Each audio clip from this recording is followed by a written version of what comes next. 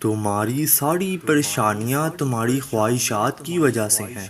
خواہشات چھوڑ دو، تمہیں سکون مل جائے گا۔ اپنی ضروریات کے لیے دوسروں کی طرف مت دیکھو۔ جس نے تمہیں پیدا کیا وہ تمہاری ضروریات بھی پوری کرے گا۔ ہمیشہ یاد رکھیں کہ آپ اپنے چین سے زیادہ بہادر ہیں اور اپنے یقین تصور سے دوگنا خوبصورت ہیں۔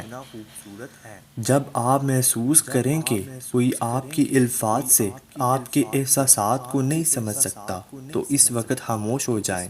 عورتوں کو گھورنے سے گریز کریں ورنہ ان کی نظر میں کم تر نظر آؤ گے۔ ایک بزرگ خاتون کہنے لگی، بیٹا، مرد کی 3 حرکات عورت بہت پسند کرتی ہے جو اکثر لوگ نہیں جانتے۔ بیوی کے ہاتھ کو اپنے ہاتھ میں تھامنا، اس سے بیوی راحت اور اطمینان محسوس کرتی ہے۔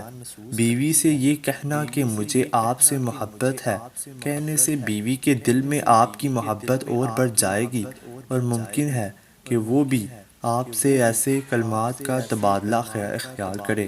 اگر بیوی کسی وجہ سے پریشان ہو اور رو رہی ہو تو اس کے آنسو صاف کرنا۔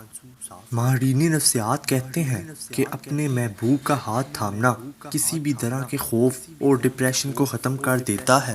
ان لوگوں کے ساتھ وقت گزاریں جو آپ کو حوصلہ دیں، نہ کہ ان کے ساتھ جو آپ کی ہمت کو پست کریں اور آپ کو آگے بڑھنے نہ دیں۔ عورت کو ڈر ہر مرد سے لگتا ہے سوائے اس مرد کے جو اسے پسند آ جائے، پھر چاہے وہ ایک شرابی ہی کیوں نہ ہو۔ ناراض آدمی کو پیار سے خاموش کرو، بیمار انسان کو نرمی سے خاموش کرو، کنجوس کو سخاوت کے ساتھ خاموش کرو، جھوٹے کو سچ کے ساتھ خاموش کرو۔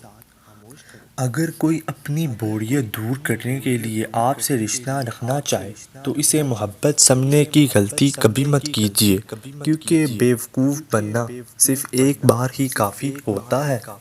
اگر تم کوئی ایسا رستہ تلاش نہیں کرتے جس سے سوتے ہوئے بھی کمائی جاری رہے تو پھر تمہیں اپنی موت تک محنت کرتے رہنا پڑے گی۔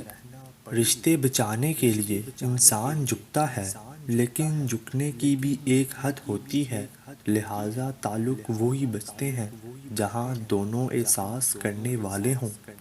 محبت خوبصورت نہیں ہوتی، نبھانے والے اسے خوبصورت بناتے ہیں۔